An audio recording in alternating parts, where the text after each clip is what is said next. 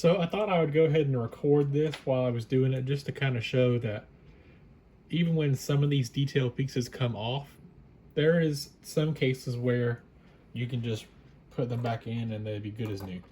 So I'm not sure how well. So I'm not sure if you can see that all that well, but there's the hole right there above the Conrail logo, and right there above the R are where these particular ones came off of. But the white little stop there is basically what we're putting back in place, except in this case it will be brown. So what I'm gonna do here is put this roll of solder behind it just to kind of keep it up, and I'm gonna try and put it in a spot where it's not gonna break anything else, just to kind of help hold it up. And I'm gonna be using this clear Gorilla Glue because it's what I just have handy, but you can use any sort of super glue. Now, on my particular case, it says to dampen the area where it's going to be applied. Lightly dampen one surface with water. So since this is a much bigger surface area than what I'm going to be working with, I'm just going to lightly rub that with some water on both sides here.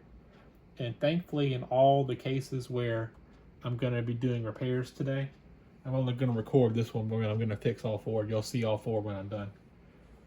They're all on the same side. This will be very easy to fix.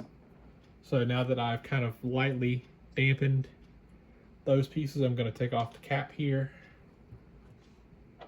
get my tweezers so that way these are easy to put super glue on.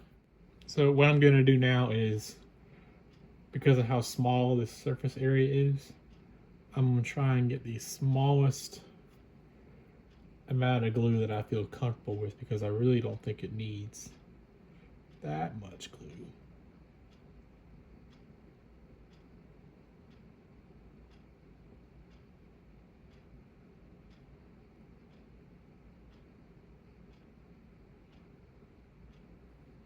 There we go. So now I'm going to just drop this right in.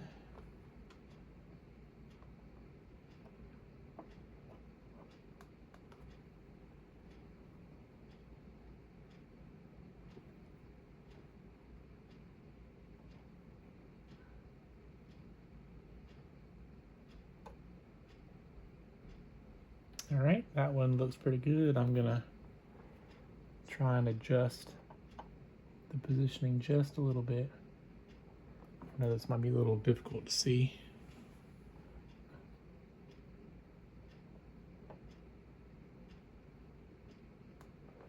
All right, that's one done. Now there is a tiny bit of excess, so I'm gonna see if I can clean that up just a bit. It might be the water that I'm seeing.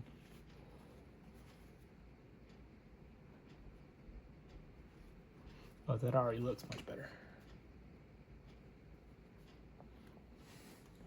And now what I'm gonna do is I'm gonna see if I can position y'all in a way y'all can see this R1 a lot better. There we go. That should be a whole lot better for y'all to be able to see. So let me find my damp corner again. Yep, there we go. Do another light little application of water. And we're going to take the other little doorstop there. There you go. That's a better shot of that. And we're going to, again, take the smallest amount of glue that I can manage. Here we go. Make sure it's the right orientation before I put it on there.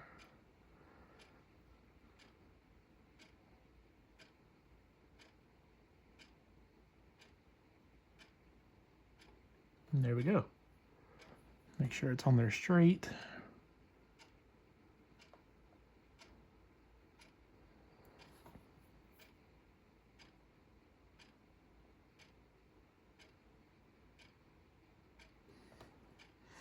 And we're good to go. I'm going to clean it up a little bit and Then we're supposed to let it sit for a day with a little bit of pressure on the glue. So I will talk to you guys again in about 24 hours. And I figured now, since I got a good camera angle for these, I'd do one more so that way you guys can see one more time just how I do this. So a little bit of light damping. Here we go. And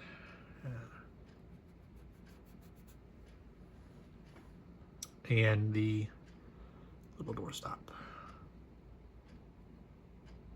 Just drop it right in the hole. First try.